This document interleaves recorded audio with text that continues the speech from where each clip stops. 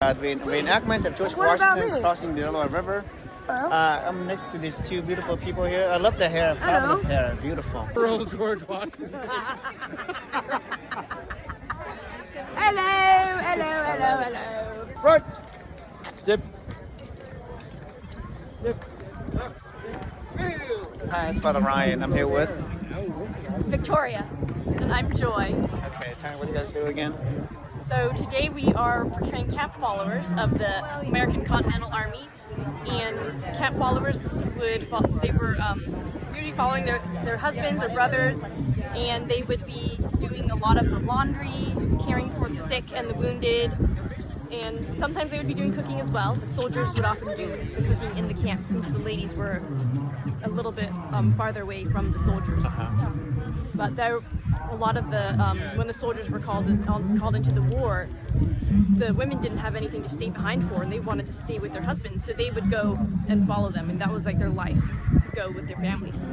So where were you that Christmas night when they were about to cross over the river? Where were you guys? So actually, for this particular reenactment, no ladies were here. So today, there's just like we're portraying it for the public and bringing the history alive. But there would not have been actually any ladies here on when Washington crossed the Delaware, because they were on the march. It wasn't like an encampment. They were marching, and so this was the middle of the night adventure. They went across and attacked Trenton. And so the women, I'm not exactly sure where in at that time where the ladies were. I'm still learning myself, and so that's yeah. Learn as I go. Who's your favorite founding father? Favorite founding father? That would be hard to say. That is really hard to say. The dancing father, Hamilton.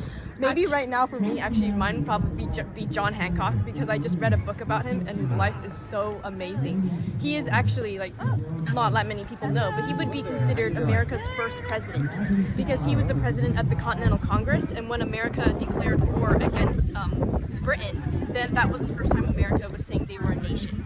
And so the government that was in place at that time was the Continental Congress, and he was the president of that. So even though it wasn't like we were voting for like they did for George Washington, John Hancock was running the country for those early years. Do you have a fancy flamboyant signature like his? I've actually been looking in Do you write print or cursive? cursive. Okay, thank goodness. Working on doing some Thank God. calligraphy. Okay. Are they big signatures? I mean, I can write it big or I can write it small. You're gonna write big like him. Okay, how about you? My favorite founding father? Well, let's see. I think George Washington would be, I would say, if I had to pick one, I would pick George Washington. He was definitely a man of character. He wasn't as outspoken as some of the other founding fathers, but he made a statement in the actions that he took. He was a man of action and character, and really his actions spoke louder than his words. How tall was he? I believe he was 6'3". Yes, he was 6'3". He was like a head taller than the average size. Yes, so men at that time. In a group of men, he would have definitely stood out. Did he have a sweet tooth? What's wrong with his teeth? So actually, at that time, they didn't brush their teeth much. So it would be very unusual if you still had all your teeth by the time you were maybe 35. A lot of people had their teeth pulled out before that because they just didn't take care of them. Yeah, very common. And so they would have like fake teeth made, and I guess Washington had some of those. But yeah. Who's your favorite woman during that time? Favorite woman? Let's see, off the top of my head, I might say Mercy Otis Warren. She was, I forget what's her relation to James Warren. Do you know? She is the sister of James Warren. He's one of the signers. Who was, yes, one of the signers, and he was killed at Bunker Hill, I believe. Is that right? Why do you like her? I'm not 100% sure. Okay. But what I like about her is that she was a very outspoken woman. She wrote a lot. She was involved in a sense by writing about the political happenings of the time. She was very well spoken. Yes, she was. And she would write poems, even plays, which like incorporated what was happening around the time to advance the cause of freedom. And yeah, she was a very well-written, well-spoken woman, and I admire her. Are you an avid reader?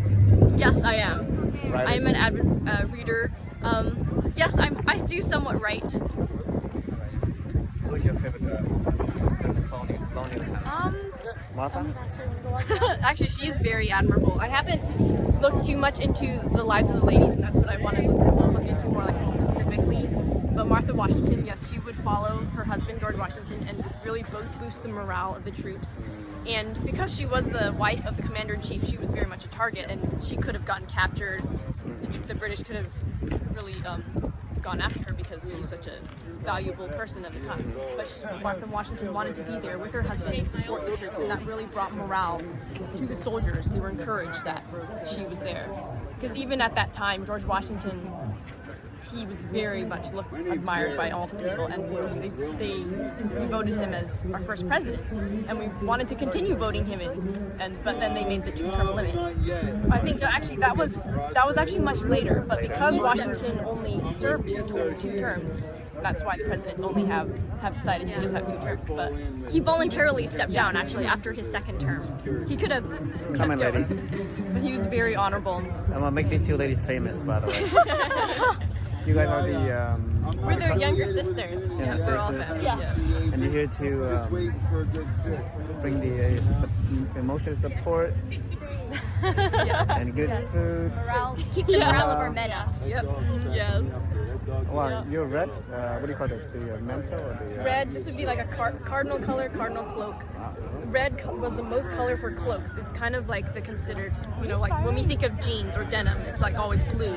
So at that time, the cloaks were most often red. But there were other colors, so I had like a blue one. Do you guys belong to the Daughters of the Daughters of Revolution? No, I think actually in order to be part of that, you have to have an ancestor that you can trace directly to the revolution. And our ancestors are, well, my mother's Japanese, and then our father is Turkish and Scottish. So all our relatives are in other countries. Yeah. Are you guys local? We're in Lancaster. Lancaster, Yeah. Pennsylvania. And you guys are history buffs? Yeah. It started with our father. He's really the history buff. Oh. He's somewhere around here, but he's not reenacting today, unfortunately. Just the American Revolution, but not the Civil War, or both? Yes, more into the American Revolution. Yes. Yes, because that's the founding of our country, and the Civil War is more about when everything started falling apart and division, and of course it's important to study that, but our values is to really focus on what was the foundation of this country that made it the great country that it was, and that we want to make it great again. I'm obsessed with the American Revolution, to be honest. Who's your favorite founding father? George Washington. Yeah, favorite. I haven't studied a lot of them. He's not a founding father. Well, I am really interested in Lafayette, but he wasn't the founder, but he did really help. He really helped them a lot. He's a very unique character, and he was only 21. Yeah, he was like 21. I'm so young and such an admirable character. Like, young people at that time had such character at such a young age. And he didn't have to fight in the war, but he wanted to help America. Oh, he's French, right? Yes, he's French, yes. Have you guys been to Mount Vernon in Churchwell? No, we really want to. Yes. How about the Museum of the American Revolution in Yes, I've been there.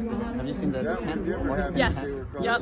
Yeah, that was really neat. I haven't been there yet. I saw the replica though. Yeah, at Valley Forge. Okay. Last year. Yeah, replica of Washington's tent. Yeah. So they say the 4 greatest relics in America. First is his tent, the greatest relic.